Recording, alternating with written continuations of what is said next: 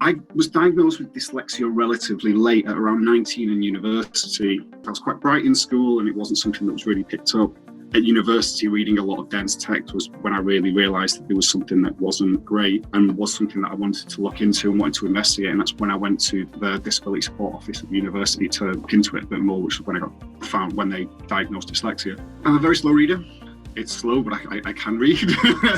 A real thing for me is challenges with working memory, holding things in memory while I need to do other things.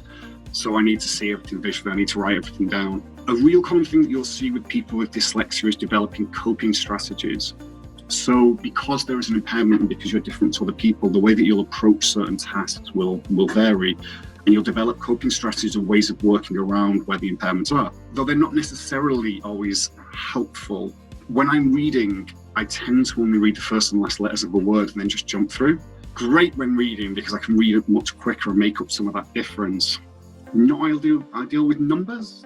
And as someone who works with statistics, it's something I need to be very mindful of. This was quite challenging when I was younger and dating. When you met someone and you were asking for their phone number, I would just write down a completely different number. So it was always a case of giving them your number and hoping for the best. In work, my day-to-day isn't, I'd say it's modestly impacted. People have a much more profound impact in their day-to-day work with dyslexia if the impact they have is more severe.